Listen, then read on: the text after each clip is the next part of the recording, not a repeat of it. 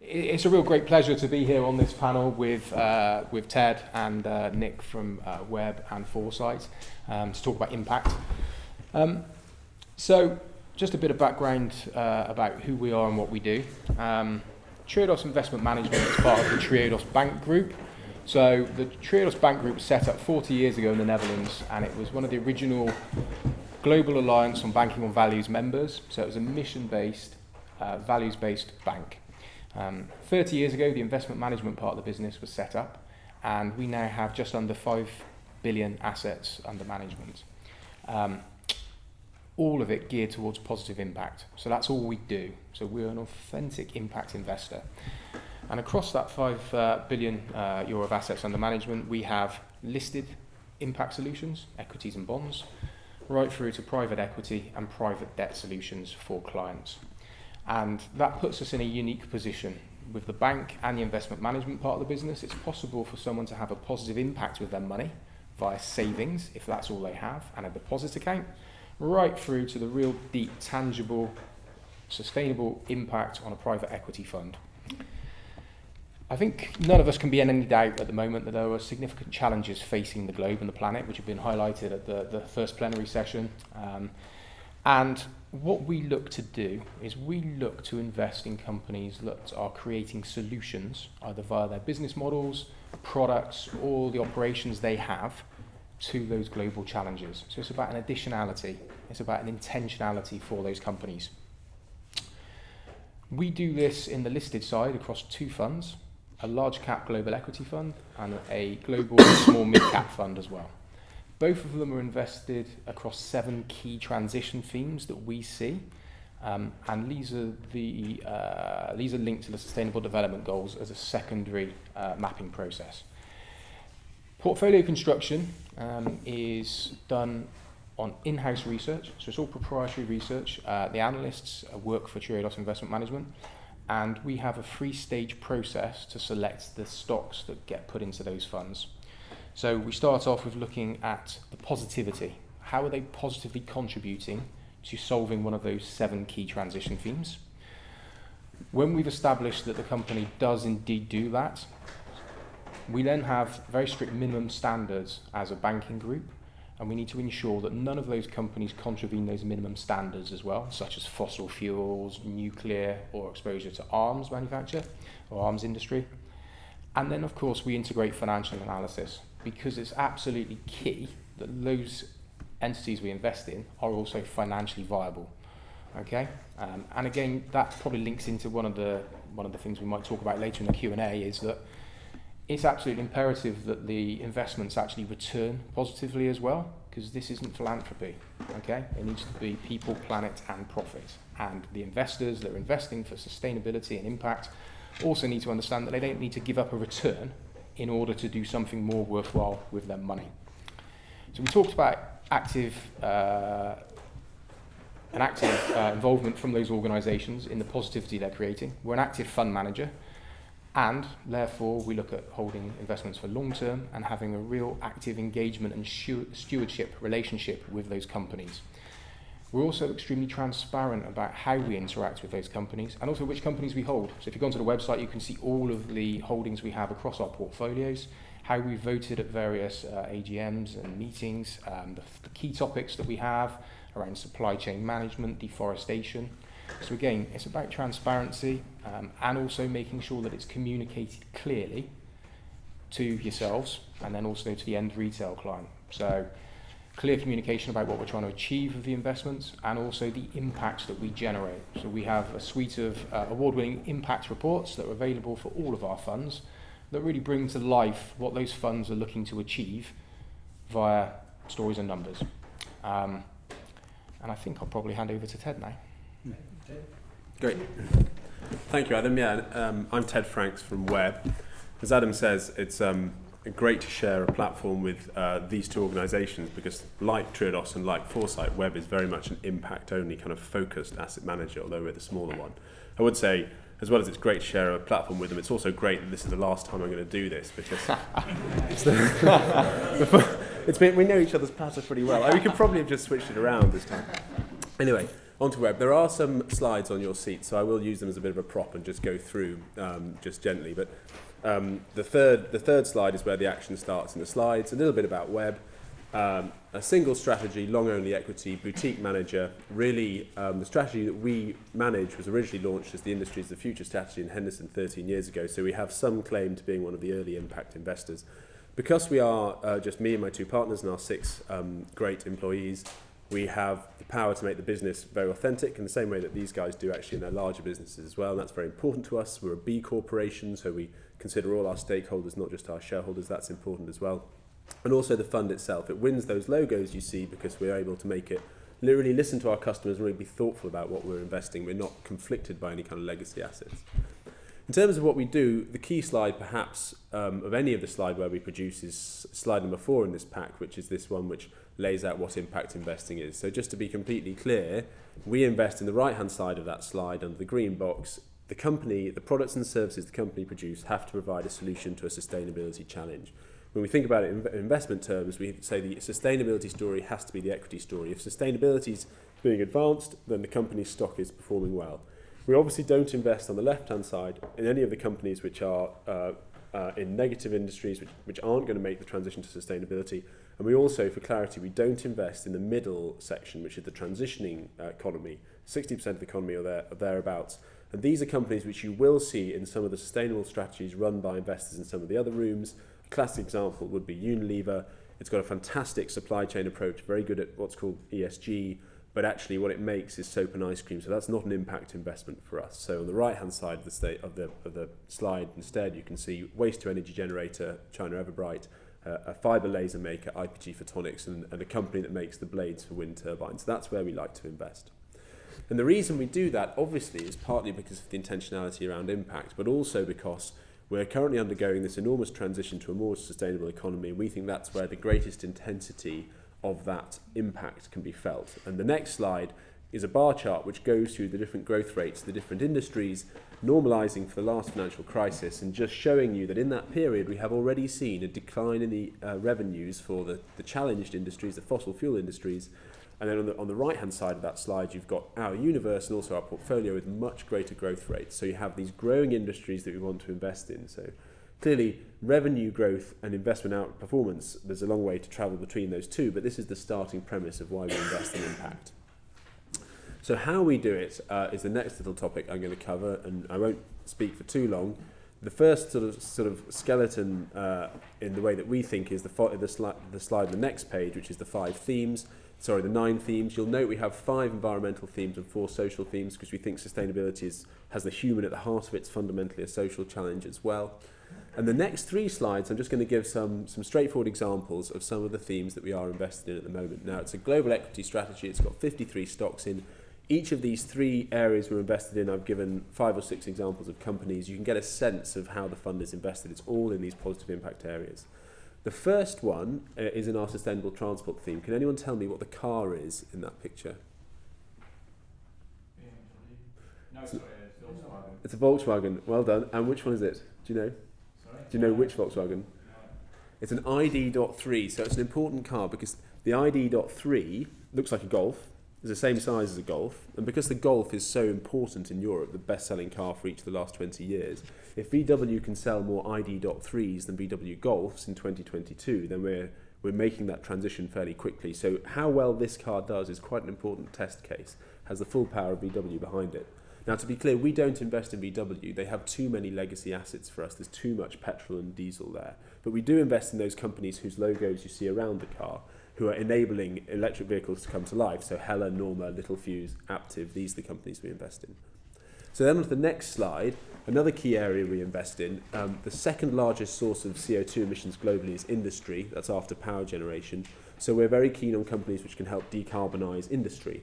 So some examples here, we have Keyence, which does machine vision, which is very important for all kinds of industrial automation. We have Kion and Daifuku, which are factory and warehouse automation companies. We've got Renishaw, a UK company with a metrology technology, which is very important for waste and energy saving. So that's another important area for us, trying to decarbonise the factory floor. The last thematic slide, just to show you, is to reflect this idea that we have the social themes as well. So in our health theme, we have a sub-theme which is cutting costs in healthcare. It's very important as the Western world ages and we develop more chronic diseases which are naturally expensive to treat, that we try and keep the cost of cutting those diseases down. And we invest in companies like Fresenius, which is a maker of generic drugs, and healthcare IT companies like Cerner and HMS. But we also invest in some companies in the States, CVS and Centene, which are all about changing delivery models for healthcare, and that they're about cutting costs as well. So that's another important area of impact that we see and where we can see investment returns. So my last point before I hand over to Nick is just to change the emphasis a little bit and just to point out that in addition to getting the technical questions of investing for impact right and making a good return and also investing in the right areas, it's very important for us that we see part of impact investing is creating this connection between the investment and the individual, the owner of it, especially in an era now where that's increasingly financialised world where that connection is not so clear. So we do a lot of work at Web to be as transparent as we possibly can. We've got a very transparent website. All of our stocks are on there, including why we invest in them. We publish the minutes of our advisory committee meeting. We have a big conference every June and a smaller one every December, which all our investors are invited to. We listen continually to investor feedback. We map all of our impact, the Sustainable Development Goals. There are impact reports around, and Libby will give you one. Have you still got some? Yes. Yes, plenty. So we report every year on our impact. The last thing we've done on that, last thing to mention on that is our impact calculator, which has been running for a couple of years now. You can enter on our micro site, you can enter how much money you have invested in our fund, and you can see the associated impacts in terms of CO2 saved and fresh water provided. So that's something else we do to really try and create that connection between the investor and the investments. So with that, that's a good view of us. I'll pass over to Nick. Wonderful. Thanks, Ted. So yes, excellent to share a platform or a desk here with Ted and Adam. We're all coming at investing for positive outcomes from a slightly different way. So just to briefly introduce Foresight Group.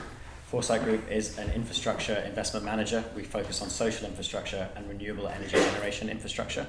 And it's all built upon this hypothesis that positive outcomes drive value. So the assets that we invest into across our whole business, £4 billion worth, are driving value by doing something good. That is the whole premise of our business. Now that spans solar energy investment, wind energy, investing in social facilities like private healthcare, investing in other types of assets that create the structures that allow society to function. So of the 4 billion worth of assets, about 500 million of those are in open-ended funds. Now that's the part of the business that I'm involved in. We run two funds. One is a UK-focused infrastructure fund and one is a global infrastructure fund.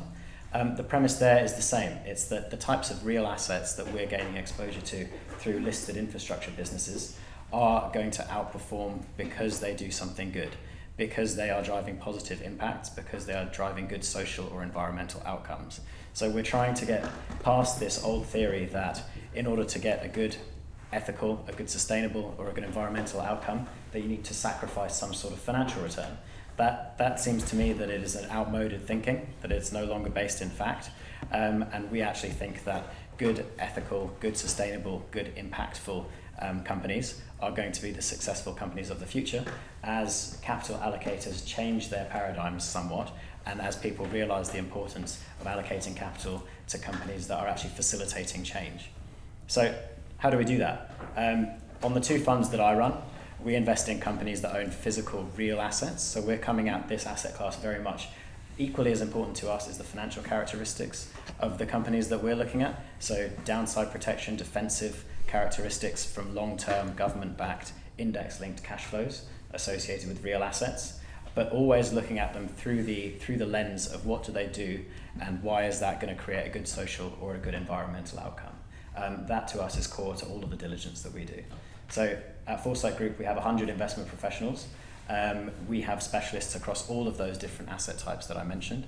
So we have wind technology specialists, social infrastructure technology specialists, solar specialists. So when I'm engaging with the individual analysts on the individual technology types, not only am I talking to them about, yes, okay, this individual company that I'm looking at offsets X amount of CO2 or creates Y amount of renewable energy, but what else is there in the supply chain? What else is there that we need to be aware of in the geography where they're operating?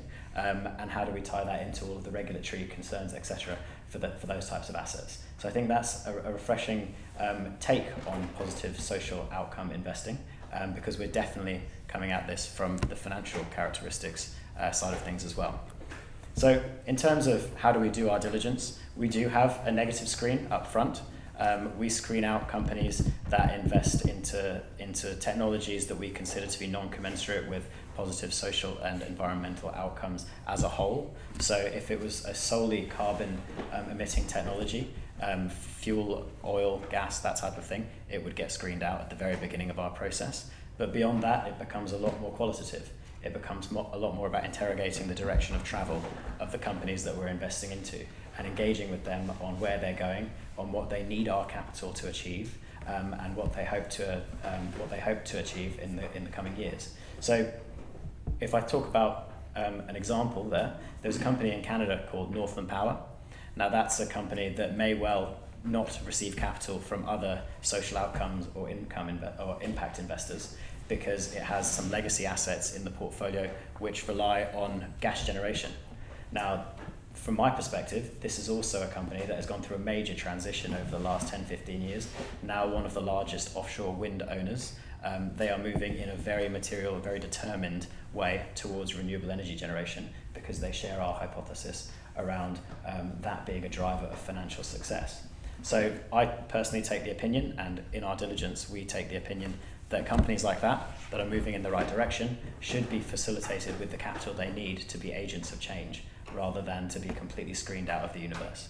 So we engage with the management team, we engage with those companies and encourage them to talk to us about what the direction of travel is, regardless if they have some assets in their portfolios which may fall foul of other people's or other investors' impact or social outcomes criteria.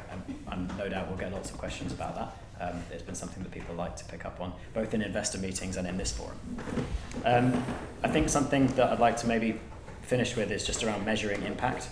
So impact's clearly important, social outcomes, it's all good having philosophical thinking and hypotheses around positive impact driving financial returns, but it's all about measuring that and reporting that. Because Peter Drucker said, what's measured improves. So we use the 10 principles of the UN Global Compact to establish whether or not the companies that we invest into or that we do diligence on are meeting the de minimis requirements of a well-run company. On top of that, we do our qualitative diligence to understand exactly what is the net social or environmental benefit that this company is delivering. So yes, there's a big qualitative element of the diligence that we do. We can't distill everything down to binary, to numbers. I think that's why you pay the active management fee. Active versus passive is clearly a big topic for discussion at the moment. If I just draw out one more example of measurement of impact, there's a company called Scatec Solar, listed in Norway, has a really interesting business model. It partners with emerging markets, governments and development banks to build solar power stations in places like Mozambique, South Africa, Egypt, Mali, Rwanda, Malaysia, places where they have lots of the natural resource of sun, they have lots of land, but they don't necessarily have effective capital markets, they don't have lots of deep technological expertise in these asset types. So their business model is to finance the building of solar power stations in these regions, and then they sell the energy that they create back to state-owned enterprises, state-owned utilities, and they reinsure the whole structure via a World Bank reinsurance contract. Now, that to me creates a really interesting investment proposition, because you've got, on the one hand, you've got defensive contracted revenue streams, 10 to 15 years, government-backed, reinsured. It's very forecastable. On the other hand, you've got a good social and environmental impact coming from a company that then reports to us on how much of CO2 and how much energy generation can be put down in figures. So they aim to have 2.2 million Western homes equivalent, that's 3 gigawatts of renewable energy generated in the next few years, every year. So I'll just probably leave it there. I'd say that, as the stewards of your investors' capital, there's an opportunity, but also probably a responsibility to invest into companies where they're making a good positive and social outcome. Great, superb. Great presentation from an expert panel. Can I throw it open to questions? And if you do have a question, just name and affiliation, please. Question at the back. Jeremy. I just wondered, from Troy Asset Management, I just wondered at a corporate level what you guys do. Do you offset your carbon footprint at a sort of business level? Do you do anything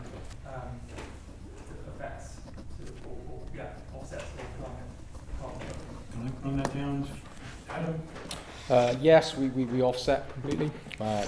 We aim to be a carbon neutral organisation. To the extent that we've recently reconstructed our head office to be a completely carbon neutral building in the Netherlands.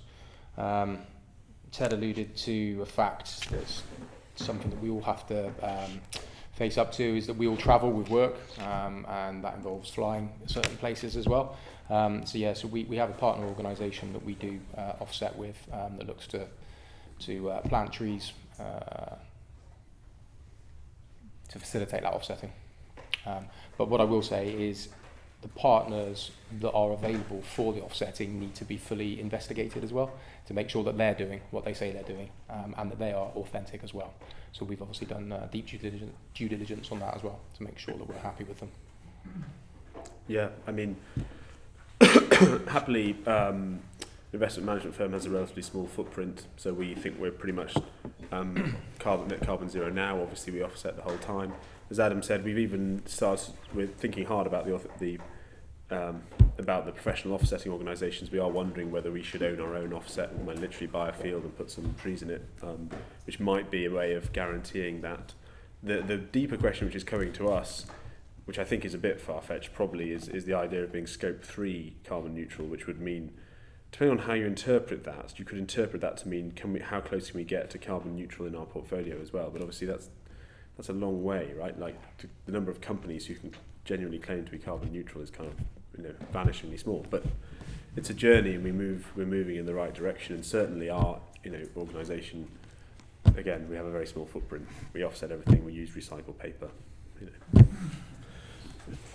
Yes, I mean, I touched upon direction of travel, and I think that's relevant to our own company as well. We are increasingly focused upon it. We're hiring, people to be ESG analysts, both outward-looking and inward-looking. We have all sorts of corporate sustainability objectives. We're now a signatory to both the UN PRI and the UN Global Compact, and applying that across our investments as well as our own corporate structures. Question here? Yeah. So Damien from EQ. Question for Nick, if you don't mind. I've picked up on your example. I don't know if you did it on purpose, but so you mentioned that you have a company, I think Canadian company, with some fossil fuel exposure. Correct. And some renewable energy exposure. Correct. Okay, right. Could you give us an idea of the proportion, on both sides, and how quickly they're moving from fossil fuels to renewable energy? Yeah, so it's a radical change. So it's not like this is a company that was 100% gas powered 10 years ago and is 95% gas powered now. It's a company that was 100% gas powered 10, 15 years ago and is now 75% renewable energy generation. They won a contract to run gigawatts of offshore wind in Taiwan recently. It is a material step change with a stated objective towards going renewable energy only. So if I could add another question, right? So then on those, I know your sector is quite tough, but when you look at your companies in your portfolios, how much do you allow a company to have exposure to fossil fuel to be then included within your portfolio? Is that sort of Yeah, so I understand the question. I think we've talked about it before.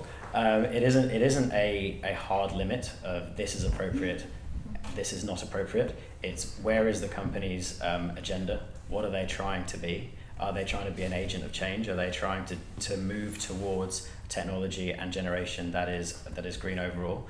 And are they making effective plans? And are they using the capital that they have in an effective way?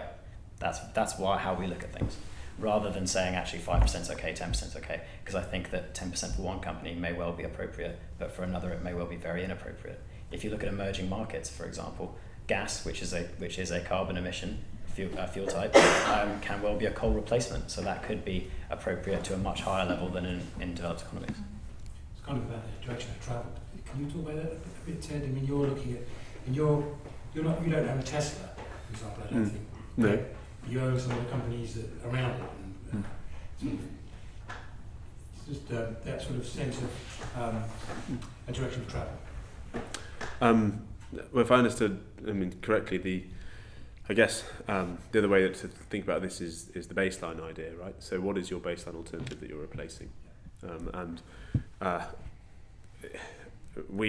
What we try to do is obviously have the most impactful companies we can, and if you look in our impact report, you can see that we have a framework we've used, which is Qualitative, from previous years, which has this distinction between a breakthrough company and a mitigating company. And you can still have what is not necessarily the most profound impact that you might hope for, and still be mitigating, categorised as mitigating, and still be investable for us. If and this how this rates the baseline is if you're effectively displacing a technology which is your prevalent technology, which is less favourable from an impact point of view. What we realise our investors want is really to go as quickly as possible to the most impactful technology, and where we can, we would do that. But it's our view that it's impossible to produce a properly risk-controlled blended investment opportunity by doing that the whole time.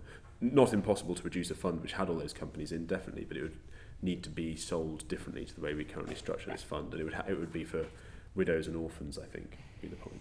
Not for widows and orphans. Get that right. Not for widows and orphans. Yeah, very similar. So again, I think it comes back to this, the active engagement and the conversations you're having with the organisations to truly understand what their journey is as well. So the other great thing about this topic is it's not black and white. There are shades of grey in the conversations and the views that the different fund managers take.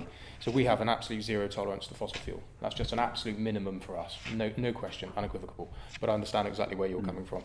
We have other minimum standards that are not absolute zero tolerance. We'll have a very small percentage of their revenues allowed generated practices. But we want to be engaged and having conversations with those businesses to understand that their investment moving forward is around changing their R&D processes or looking at how they're producing their products in a different way to move that, say, 5% down to 0%. And again, we know it's not going to happen like that, but at the same time, we also don't expect it to be 6-7 years down the line. These are proactive strategies that they have. So again, it just comes back to that active engagement and understanding on a qualitative basis who you're investing in and what they're trying to do.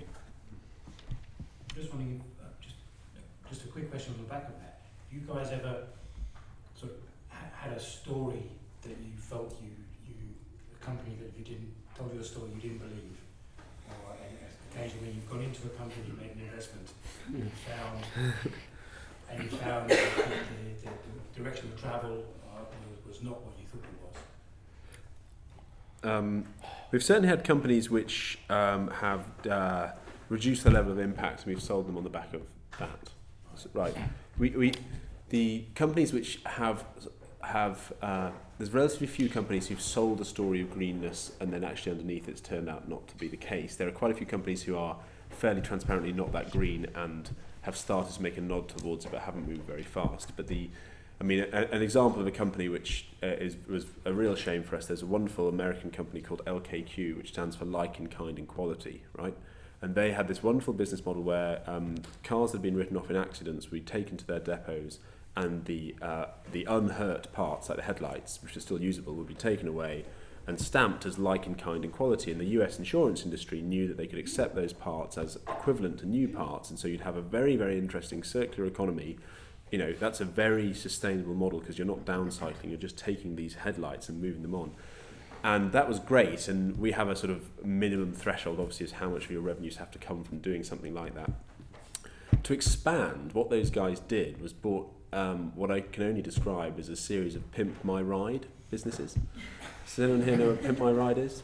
So it's like so like bumpers, blacked out windows, you know what it is. I've seen your car. I haven't seen your car, actually. No, exactly. I actually don't have one, but anyway, we digress. Well, it's probably a Tesla or a Zoe. We digress. Anyway, so they bought a bunch of body shop companies, and eventually it got to the point where the equity story wasn't the sustainability story anymore, because the equity story was the prevalence of body shop, whatever you call that, accompaniment.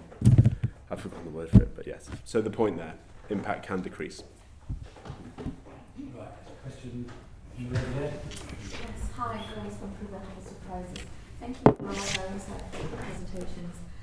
My question is more like, sorry for those that were with me in previous sessions. So my question is more about how do you usually measure compliance and due diligence of the companies which are, whether there is any difference in terms of complying with soft laws, soft policies, and hard policies. hard those that are mandatory from the governmental or whatever the state where they operate, or soft, whether they just signed with a convention or something, in comparison to ESG or SRI, and how, maybe that's the first aspect, and the second, how do you engage with them so they can move beyond what they're supposed to be doing regardless?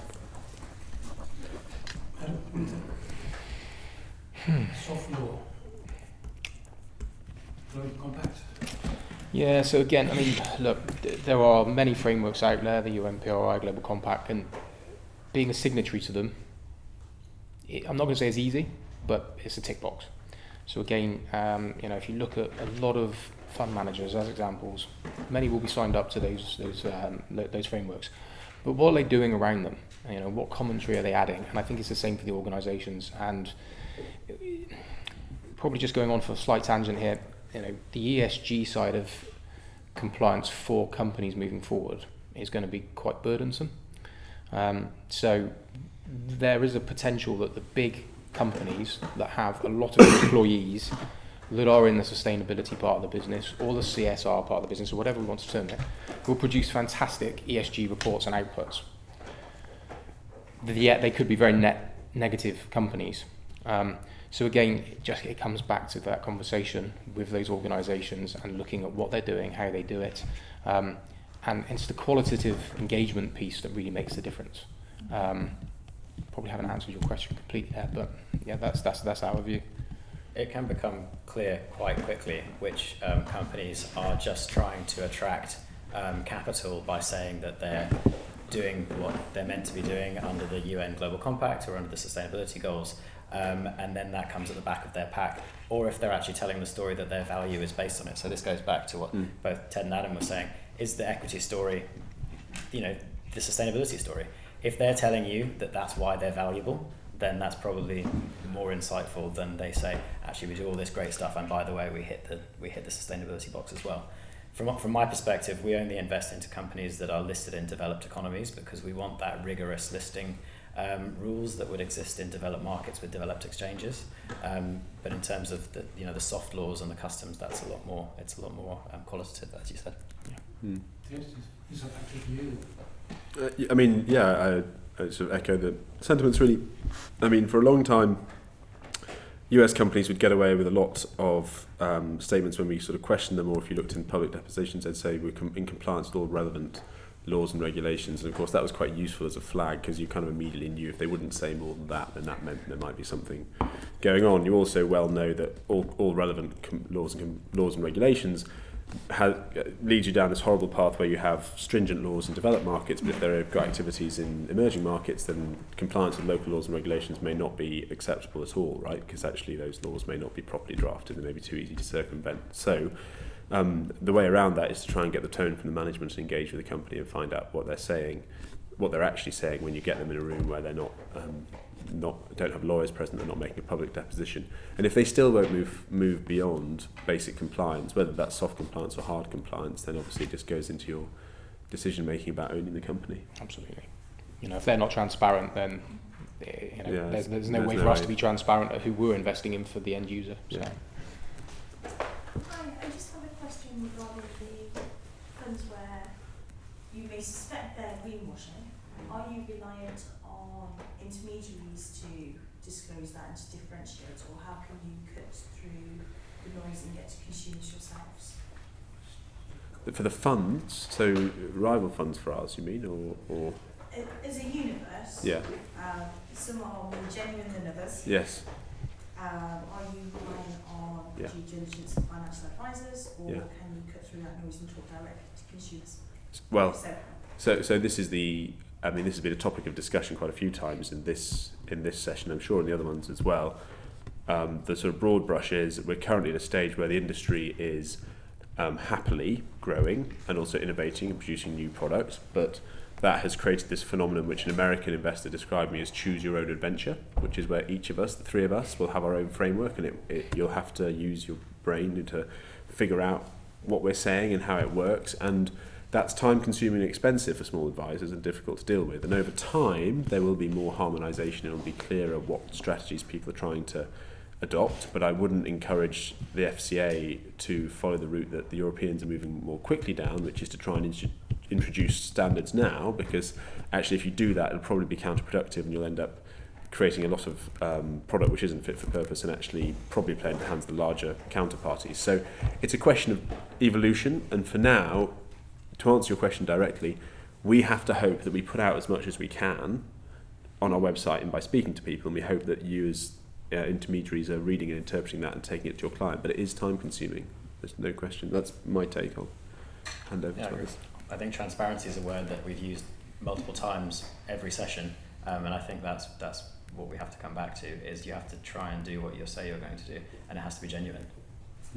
I guess my feedback to not just to you three is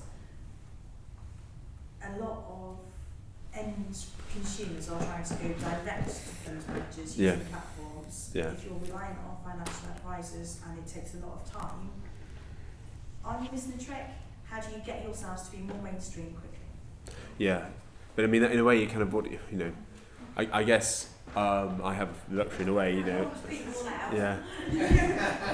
I mean, in a way, we're very mission driven, and don't get me wrong, we tried to grow as quickly as we could at Web, but I want to invest properly for impact. That's like my personal mission, and it's the mission of my partners as well. So, yeah, to a certain extent, if we were telling these wonderful stories and actually our portfolio was stuffed full of like Microsoft and Apple and some of these other names which sort of get into, depending on your strategy, these other names, then I might have been richer, but I don't want that. So I don't really know. I mean, I don't know. I mean, the funds themselves, obviously, and the businesses need to grow sustainably as well, because again, growing too quickly is not sustainable in itself.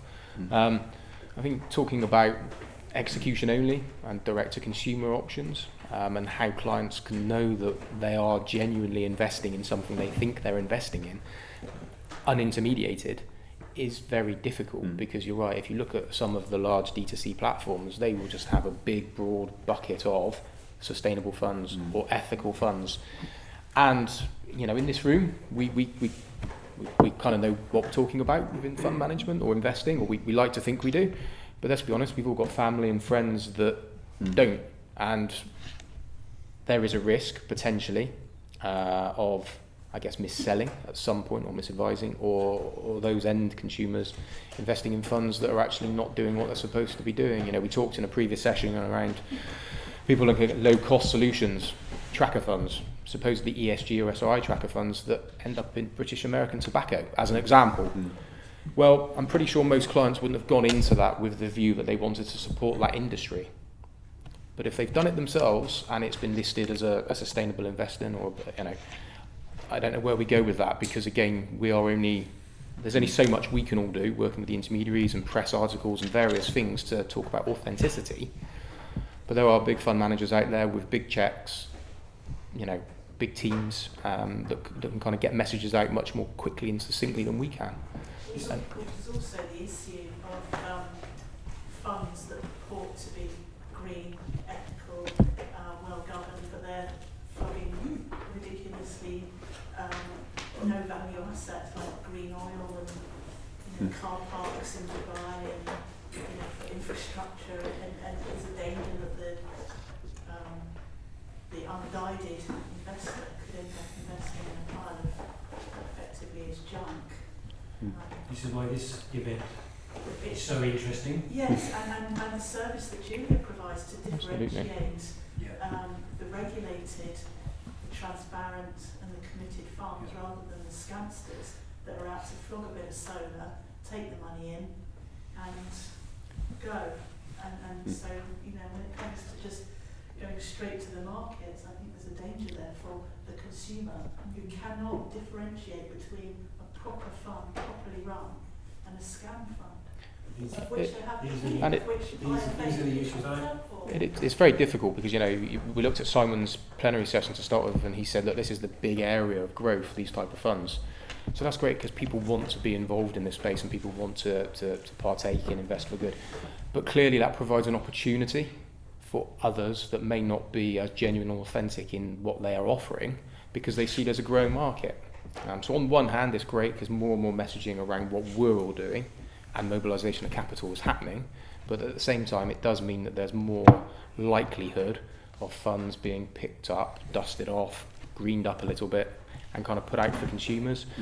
And again, it comes back to making sure that the likes of us are getting under the bonnet of the companies we're investing in, doing what we say we're going to do, and obviously yourselves here in the intermediary space of making sure that you're doing your due diligence on us and what we're doing.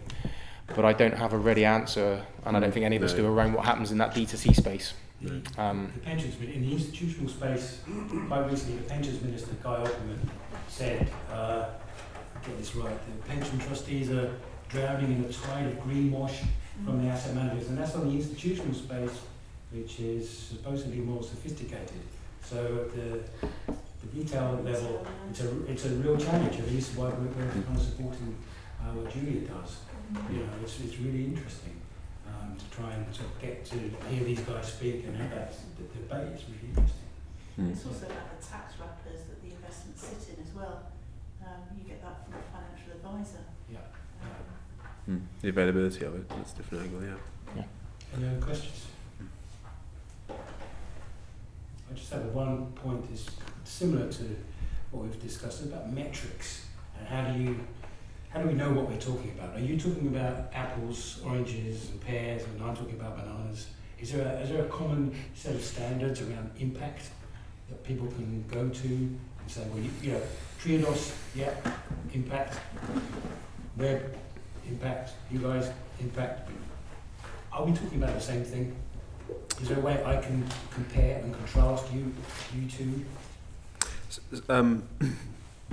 Well, so there isn't yet, but there are obviously lots of moves afoot to make that possible, and we at Web are working now, work every year to produce new material for our impact report with a new clarification, and we have this year a real focus on trying to really draw this out and try and sort of make these contrasts very clear. And there are critically a number of agencies and private organisations who are setting themselves up to be impact measurement agencies, and there will be some standards evolving. I mean, for now, there's no question that I look at Triodos's, particularly their small mid-cap fund, and you wouldn't have to have the level of sophistication I have to see that it's very definitely an impact fund, and hopefully you'd see the same with ours.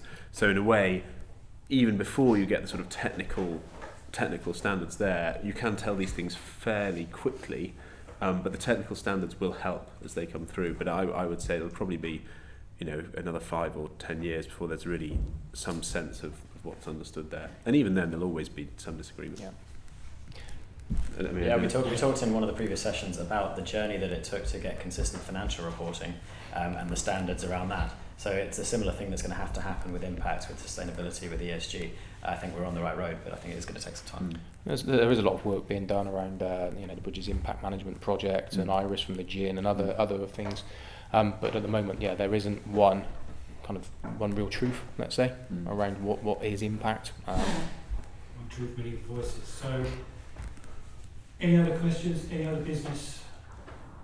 I'd like to thank the panel. Fantastic. Thank you Thank very you. much. It's hoarse-voiced.